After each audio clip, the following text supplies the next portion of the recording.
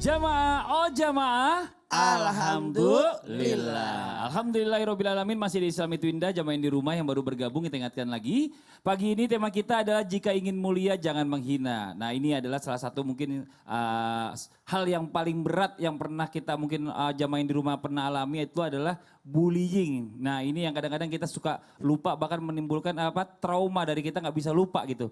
Nah sebelumnya kita membahas lebih lanjut, nih ada sebuah tayangan tentang seorang anak yang dibully teman-temannya. Ini di tayangannya.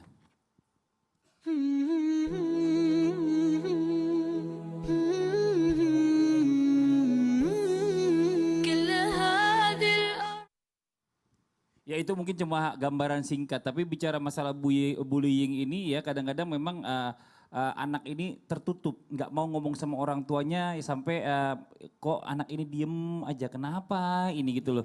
Nah ini yang kadang-kadang yang paling susah nih Bib nih kalau kita bicara menghilangkan traumanya. Nah terus ya namanya manusia ini pasti pernah ngerasain yang namanya sakit hati, terutama karena hinaan atau hinaan dari orang lain.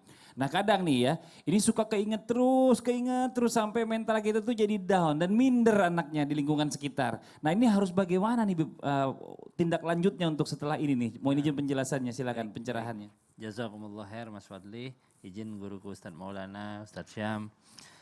Alhamdulillah wassalatu wassalam ala Rasulillah Muhammad bin Abdullah sallallahu alaihi wasallam. Jamaah, alhamdulillah.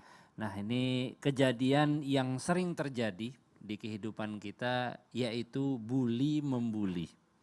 Apalagi anak-anak sering banget terjadi bullying ini. Mudah-mudahan anak-anak kita dijadikan anak-anak yang sehat, anak-anak yang kuat. Amin. Baik secara psikis maupun fisiknya. Karena bullying ini pasti menyerang yang utama, yaitu psikis. Bagaimana psikologi anak ini akhirnya terganggu. Dan akhirnya mengakibatkan tumbuh kembangnya kurang baik ke depannya. Dan juga nabi-nabi terdahulu ada yang pernah merasakan bullying. Di antaranya siapa? Yaitu Nabi Yusuf. Nabi Yusuf ini dibully oleh saudara-saudaranya. Dan sebelumnya juga Nabi Yakub, ayah daripada Nabi Yusuf, sudah memperingatkan kepada Yusuf alaihissalam untuk tidak menceritakan ru'yanya. Untuk tidak menceritakan daripada mimpi yang dia rasakan, mimpi yang sangat luar biasa. La taqsus ru'yaka ala ikhwatika. Jangan kau ceritakan cerita tersebut kepada saudara-saudaramu. Dan subhanallah, tapi saudara-saudara Nabi Yusuf ini masih membuli Yusuf. Dan akhirnya Nabi Yusuf ini terbuang.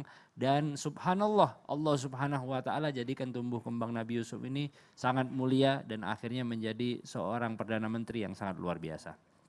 Nah ini orang sekuat Nabi Yusuf. Tapi bagaimana kalau anak-anak zaman sekarang yang belum tentu mentalnya seperti Nabi Yusuf.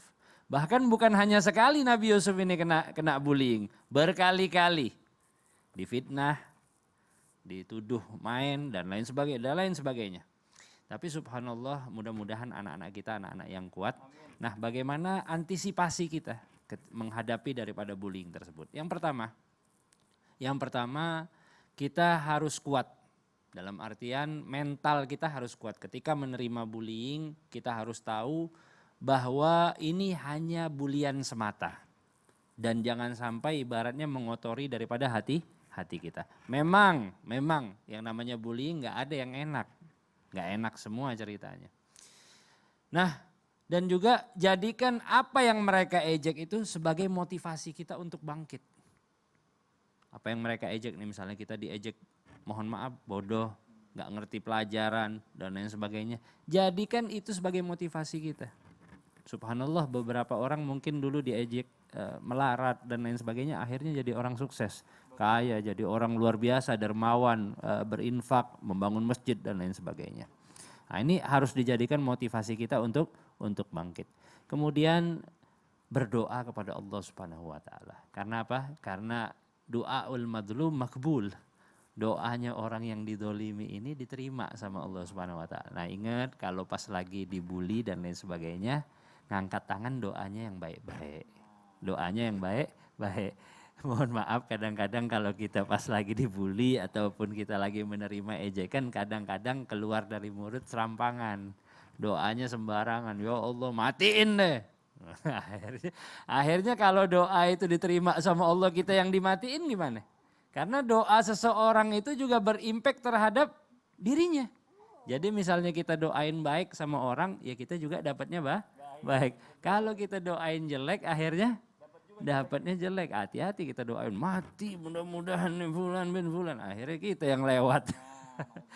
Atau misalnya kita diejek, melarat dan mudah-mudahan mobilnya hilang nanti ini semua kendaraannya. Akhirnya baliknya ke kita. Ini ketika kita dibully dan lain sebagainya, jaga lisan kita, doain yang baik. Ya Allah, berikan rezeki kepadaku ya Allah. Ya Allah, anugerahkan sabar kepadaku ya Allah. Ya Allah, panjangkan umurku ya Allah. Ya Allah, berkahi anak-anakku. Nah, ini doa-doa di saat krisis inilah yang mudah-mudahan jadi wasilah doa kita diterima oleh Allah Subhanahu wa taala. Kadang-kadang kita ibadahnya males, tapi doanya minta kabul, minta cepetan. Tapi ada waktu ijabah. Kapan? Ketika kita dibully, kita berdoa kepada Allah. Masya Allah. Tapi kalau ngomongin masalah hinaan, makanya saya bilang ada sahabat saya itu yang kuat banget ya. Iya, Bahkan gimana? sekarang udah jadi orang sukses.